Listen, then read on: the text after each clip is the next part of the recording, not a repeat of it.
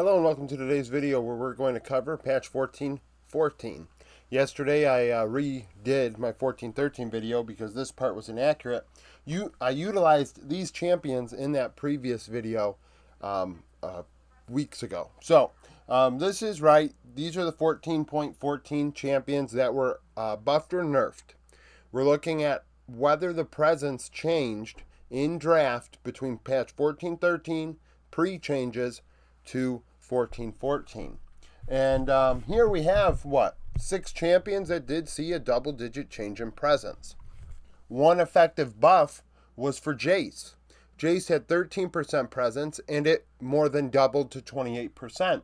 So we went from, 1 out of every 8 games to 3 out of every 10. Now, some nerfs. There are 5 nerfs here, but technically Lilia still was able to overcome those nerfs and actually go up in presence. But Brand went from 54%, so if you watched yesterday's video, you saw Brand rise in presence, and then he dropped back down. So went from 54% to 30% presence, so more than half of games to only 3 out of every 10. Lilia went from 28% presence to 50%, so kind of like the opposite almost. Went from 3 out of every 10 to half of games. As Brand got nerfed, Lilia went up in presence, and Zyra as well. Rumble, we saw Skarner get completely gutted in terms of presence on 14.13, go from 100% presence to 1%.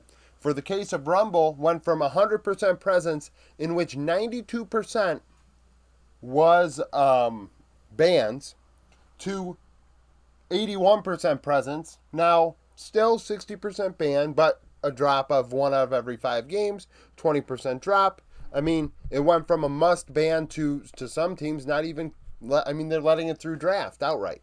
So it has dropped in priority.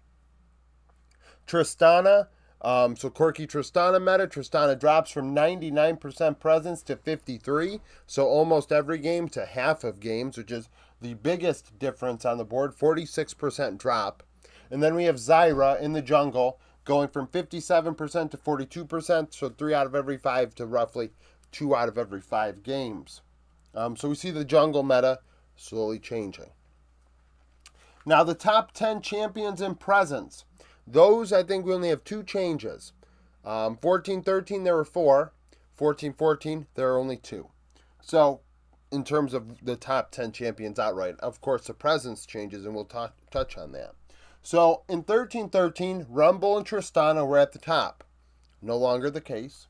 Followed by Corki, Ezreal, Leona, Renekton, Ashe, Sejuani, K'Sante, and Braum. So, what do we have here? 3 top laners, a jungler, 2 mid laners, 2 AD carries, 2 support. So pretty uniform. Now on 14.14, Ezreal and Ashe go up in priority to the top of the board. Nobody is at 100% presence. Actually, it's interesting. Rumble and Tristana were almost both 100%, as Tristana was 99% of 14.13 in what I believe was 210 games, and maybe this 14.14 was like 125 or so. I think 123. So nearly 90 game difference between the two. But on 14.14, Ezreal and Ashe neither reach that 100% threshold. 94%, of course, is close, but it's something to look at. So then it goes Ashe, Leona, Renekton. So we took, Corki drops because Tristana drops, and that matchup in the mid lane becomes, a very interesting AD carry meta, AD mid meta. But Corki kind of drops in presence as well a bit. So Renekton, Sejuani, pretty much staying the same. Renekton, pretty much staying the same. Leona, everything within about 4 or 5%. Ezreal is the one that jumped 11%.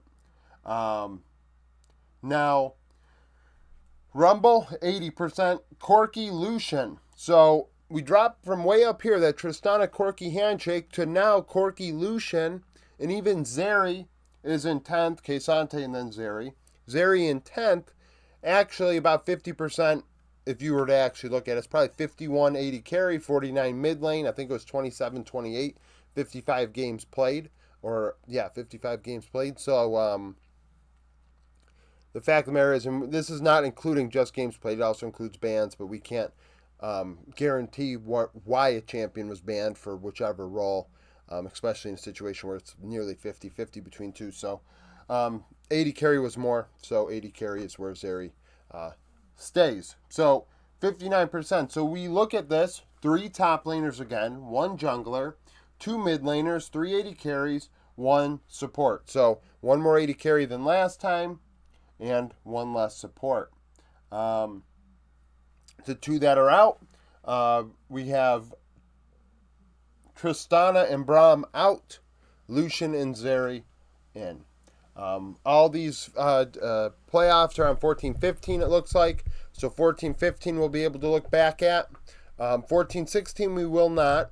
I doubt. Well, LCK, I think there's a chance LCK could be on 14-16. It's unlikely, or maybe regional finals. LPL regional finals may also be on 14-16. It'd be interesting if it was. I don't know if LCS. I think LCS in spring backed off of the "we're playing on live" patch mantra, and then stayed on a patch that was old in playoffs, which I thought was weird. I think you might as well continue using the format you're using for competitive integrity's sake. But if they go to 14-16, we'll be able to, I guess, look back at that. If not, 16 and 17 and 18 and 19 and then the Worlds patch, all will be like one. I'll have to look at the champions and combine all those patches, and I'm sure champions will overlap, in which case we'll get in the nitty gritty of whether it is a nerf or a buff at that point. But then we'll be able to see, did the meta change before Worlds, which it probably will a bit. At first at Worlds, it may not look like it in play-ins, but the Worlds meta is the Worlds meta, and that's not always the same as what we're seeing teams play now. It's one of those things where people like to be like, oh, well, this team's playing really well, so we want them to go to Worlds versus this team who's playing really bad. And it's like, this is a game where the rules change every 2 weeks. This is the thing, like, I like to use traditional sports mindset, but traditional sports mindset does not apply to that because of rules. Like, the rules change in this game every 2 weeks. The point scored changes every 2 weeks. It's like, you look at it's like if you were looking at maybe like basketball, you have the 3-point line, and 2 weeks from now we're actually going to move the 3-point line to here, or we're going to move the free throw line to here, or this isn't a foul anymore, and this and that, and you get more timeouts, or you get, things change. Like every 2 weeks things change, and all of a sudden a team that may be, we got really good 3-point shooter, all of a sudden now you might not be as strong anymore because the rules have changed. Just something to look at and consider when we look at what teams are good and what aren't. The teams that are not meta dependent, in my opinion, are the best ones. But then again, if a team hits the meta right, we look at the last 2 years at Worlds, DRX, that was a Zeka meta, and then Beryl took it over, and then T1's Worlds run, Zeus, and then Keria taking over that meta. It becomes a situation where who is the best with that rule set. So that's kind of the deal there. Maybe I'll do another video entirely on that during this window of time after games are done before Worlds. But nevertheless, thank you for watching. If you like the video, like it. Subscribe to the channel for daily League of Legends content. Follow me on Twitter, join the Discord, become a YouTube supporter, and hope to see you again tomorrow.